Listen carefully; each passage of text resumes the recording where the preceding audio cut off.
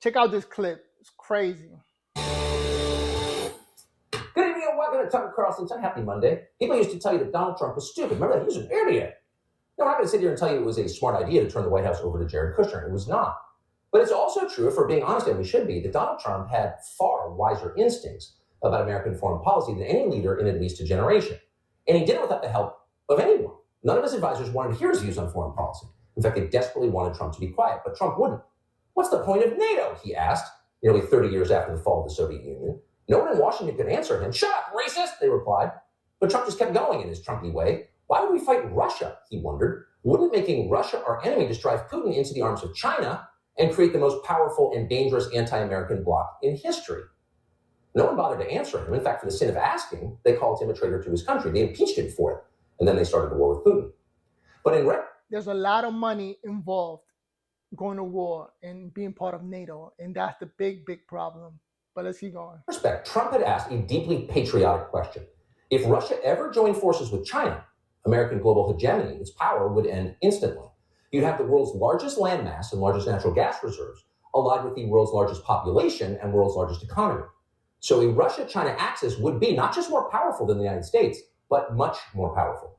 It would have the scale to control a lot of the world's economy and trade routes and raw materials. It could project military force that, posturing aside, we actually don't have the power to stop. If Russia and China ever got together, it would be a brand new world, and the United States would be greatly diminished. Most Americans agree that would be bad. Now, as Donald Trump predicted very clearly, that is happening. Thanks to Joe Biden's reckless and self-destructive response to the invasion of Ukraine a year ago this week, the economies of Russia and China are intertwined. Chinese spending on Russian goods has increased by more than 60%. China now imports more coal from Russia than it has in the last 5 years. Chinese shipments to Russia, meanwhile, are up by nearly 30%. Companies like Ford and Toyota pulled out of Russia. They had to, remember that? So what happened next? Chinese automakers stepped in. Chinese car makers once made less than 10% of all cars bought in Russia. Now China makes a third of them. You can see where this is going. The same thing has happened with smartphones and countless other consumer goods. Not surprisingly, the Chinese yuan is replacing the... Now, this is information that we wouldn't know, like regular people doesn't know, unless the news reports on it. Now, regular news, the other ones, the MSNBC, the CNN, they don't talk about this. And then, good thing we have at least one news network talking about it, because otherwise, how would we know? We have a life. General people have a life. And so the news is the only people informing us. Dollar in Moscow. Chinese currency now accounts for fully 1/5 of all trades on the Moscow Stock Exchange. That's up from less than 1% last year. So these are deep and growing economic ties, and they're formal. The thing about economic ties, however, is that they lead inexorably to military ties. So it shouldn't surprise you that China is actively helping Russia in the war against NATO, which we are leading. In other words, the country with more ships than any navy in the world has united with the country that has more nuclear-armed ICBMs than any country in the world to fight us through proxy in Ukraine. Well, that's scary. And the thing is, everybody involved seems to know it's scary and just how scary it is. Our leaders understand that their push for total war with Putin, which is unnecessary, could lead to the destruction of the West. They know that, but they're doing it anyway. In an interview with a German newspaper today, Ukrainian President Zelensky casually mentioned that, oh, by the way, the entire world may soon go up in flames. Quote, if China aligns itself with Russia, there will be a world war. There will be a world war if China aligns with Russia? Who could say something like that calmly? They're always putting fear on the citizens that there will be a world war. A world war. That's like the worst case scenario. And, sends everybody back like, whoa. Since, as we just told you, China is aligned with Russia. It's already happened. That's not speculation. It's a fact. And as a result of that fact, according to Zelensky himself, hundreds of millions of people will die. No big deal, as long as we take Crimea. This is a very dark way of thinking. Zelensky himself is a very dark force. That is obvious if you watch him. It is unmistakable. Who could not see that? This man is a destroyer. He banned a Christian faith in his country and arrested nuns and priests. Oh, but he's a hero, claim our leaders, from Chuck Schumer to Mitch McConnell. No, Zelensky is not a hero. He's an instrument of total destruction. That is not a defense of his enemies. It's just true. And maybe that's why Joe Biden is drawn to him. Biden landed in Kiev today to promote another world war. Watch.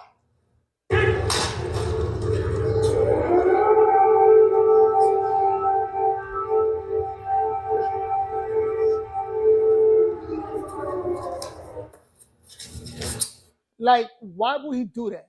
and the theater behind it. Like the whole sirens and everything and whoa, they're in chaos. It's not true. It was all staged. But here they are promoting that to people. Like they're in war, they're in crisis, they need our help. Hear the sirens. It's just unbelievable. Note the air raid sirens in the background. What's strange is there didn't seem to be any air raids in Kiev this morning. We checked. There were just air raid sirens at precisely the moment that Joe Biden appeared for a photo op. Even CNN's reporters on the ground in Kiev know that they've been in the city for the past 5 days and didn't hear any bombs or missile strikes or any sirens until the moment that Biden walked out for the cameras. I've been here for the past 5 days. I have not heard any explosions. I have not heard any air sirens until about half an hour ago, right when President Biden was in the center of Kyiv. Right. So here you have Potemkin air raid sirens, just the touch required in this, the most tightly scripted, most completely dishonest war in history, the fakest war. And the point, of course, is to sell Americans on yet another $500 million in tax dollars for Ukraine, for the Zelensky government. Watch this. We've committed nearly 700 tanks and thousands of armored vehicles, 1,000 artillery systems, more than 2 million rounds of artillery ammunition, more than 50 advanced launch rocket systems, anti-ship and air defense systems, all defend Ukraine, and that doesn't count the other $500 million we're going to be announcing with you today, tomorrow. That's going to be coming your way. And that's just the United States in this piece. Like, why are we doing that? Why are we putting so much effort to help Ukraine? Like, they're selling us on the fact that, oh, Ukraine is being bullied by Russia, the big bad guy, that they're all up against America. But it's like, why are we getting involved in that? You know, a lot of Ukrainians are Russians, actually. If you do a little bit of search, you find there's a lot of Russians living there. Can anyone see how dark and crazy this is? Truly crazy? Yes, many Americans can see how dark and crazy it is. Look at the numbers. How many Americans support this war for democracy that Americans for some reason can't vote on? We don't have a national referendum on all this. As long as we're leveling a country on behalf of democracy, it might be nice to try democracy here, but no. It's all so grotesque. It defies imagination, really. But imagine if you were watching all of this, the spectacle from your home in East Palestine, Ohio, a home that is still stinking of chemicals you can't identify. So here you have the President of the United States personally visiting a corrupt foreign autocrat to announce $500 million more in your tax dollars to go to Ukraine. Meanwhile, you, stuck in some lost and forgotten part of Ohio, the state that helped build this country, have a mushroom cloud over your city. The animals are dying, the water is glowing. And yet for more than 2 weeks after all of this started with the famous train derailment, FEMA and the Biden administration have refused to provide any kind of financial assistance to you. That $500,000 would have helped those people out.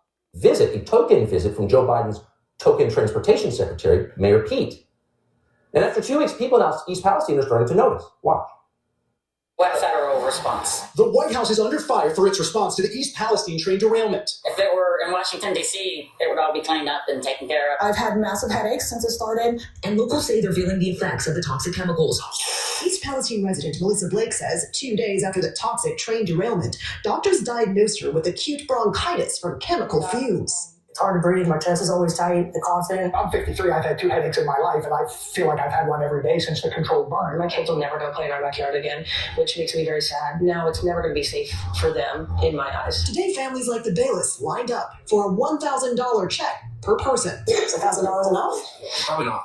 Honestly, probably not. Ted Murphy doesn't believe officials who say there's no lingering health risks. I gotta move because I'm not safe being here. There is no way we are safe. But nobody cares, and they know that in East Palestine. But the contrasts are becoming too sharp and obvious. The American border versus the Ukrainian border. One doesn't matter at all. In fact, it's racist. The other is so important we'll risk nuclear war to protect it. Aid to Zelensky, unaudited, God knows where it's going. Nobody seems to care. And aid to East Palestine. We just can't afford it. Unfortunately, the people who just are not Ukrainian. So Joe Biden is not interested enough to visit. Unfortunately, no one in East Palestine thought to pay Joe Biden's son $80,000 a month. If someone had done that, someone had been wise enough to pay off the Biden family 8 years ago, things would be different. Here's how Joe Biden might talk to them now. It's going to deliver much needed humanitarian assistance as well as food, water, medicine, shelter, and other aid to Ukrainians displaced by Russia's war, and provide aid for those seeking refuge in other countries from Ukraine. It's also going to help schools and hospitals open. It's going to allow pensions and social support to be paid to the Ukrainian people so they have something in their pocket. So not everything that winds its way through Congress is of equal importance. Most legislation in Congress means nothing in the long term. Nuclear war means everything in the long term. So what's the issue on which both parties seem aligned? Oh, the issue that matters. So there is no opposition party. Both parties seem to agree that the administration that shot down weather balloons with $400,000 heat-seeking missiles is capable of navigating an incredibly complex conflict in Eastern Europe where the stakes are existential. No problem. We can pull this off. Everybody involved is Winston Churchill. No one on the Republican side seems outraged on a gut level that the President of the United States is personally visiting an autocrat in a tracksuit in Kiev while he ignores the exposure of thousands of American citizens to toxic chemicals we can't identify. So Republicans in the Senate have a leader. You might be interested in what he thinks is important. Here he is. I'm going to try to help explain to the American people that defeating the Russians in Ukraine is the single most important event going on in the world right now. It's crazy. Both Democrat and Republican are all pro-war against Russia and Ukraine. That's crazy. So the thing is, that's not rhetoric.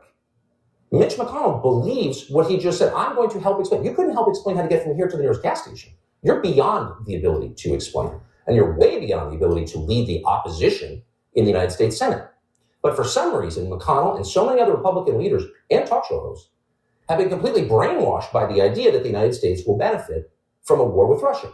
Well, now that Russia has joined forces with China to create a bloc against the United States that we cannot defeat, that will control perhaps the majority of the world. Really? And you did that, by the way. You laughed at Trump, and here we are, facing the end of control of a lot of the world because you so unwisely managed the power that you inherited. What's your answer now, Mitch McConnell? You're welcome on this show anytime to explain. Tulsi Gabbard is a former member of Congress, a former presidential candidate, and one of the very few people. Like, why are we at war? That's number one question, right? I think citizens, people get informed by the news, like what's going on out there. Why are we at war with Ukraine? And looking at the information that they give us, so just thinking about what they're talking about. We are helping Ukraine because Russia's being a bully and trying to take over Ukraine, trying to take over pieces of Ukraine and then ultimately taking over Ukraine and then making it part of Russia. And that's bad. And we are like the world police. So we have to go over there and save them. Like, I don't buy it. Why are we sending all our money, all our troops, and then risking World War III just to help out Ukraine instead of maybe having diplomatic talks or something? Like, let's talk about it, not just send weapons and money, lots of money. And it's funny how he said it unaudited. Like, we have no idea what they're doing with all those millions. So the politics behind that, it shows crazy. And we have like a horrible president that the man doesn't help or provide help to the people here with the border crisis, with the whole Ohio train and everything else that's going on. We need help. We're not perfect. And Tucker Carlson, a lot of people, when they see Tucker Carlson, Fox News, they shut it off and they don't listen. They don't open up their minds or give it a minute to understand what he's talking about, to at least open your eyes and realize, like, we are going down the wrong path. It's not just Democrats. He just said Democrats and Republicans are on the same path. It's like a whole money scheme and the way they're pulling money. Like, I remember in school, somebody said, or a teacher said, that the government is not a business. They don't make money. But a lot of the people running the government, they make money. They pull out a lot of the funds from the taxpayers. And they use it however they want to use it. You know what I mean? So it's not a profitable business, but a lot of officials are profiting from it. They're getting a lot of money from the government. And it's a sad situation. Ultimately, I think mentioning World War III is just a scary thing. It scares people. But the way we're headed, how is Russia looking at this? That why are we even intervening in this? This is insane. But I wanted to show that clip. He dropped a lot of truth, and I think it's worth listening to. All right? Let me know what you think. Write down in the comments below. Please subscribe. Oh, I'm up to 99 subscribers, so almost at 100. So hopefully you found this video informative. Please subscribe so I'll keep making videos.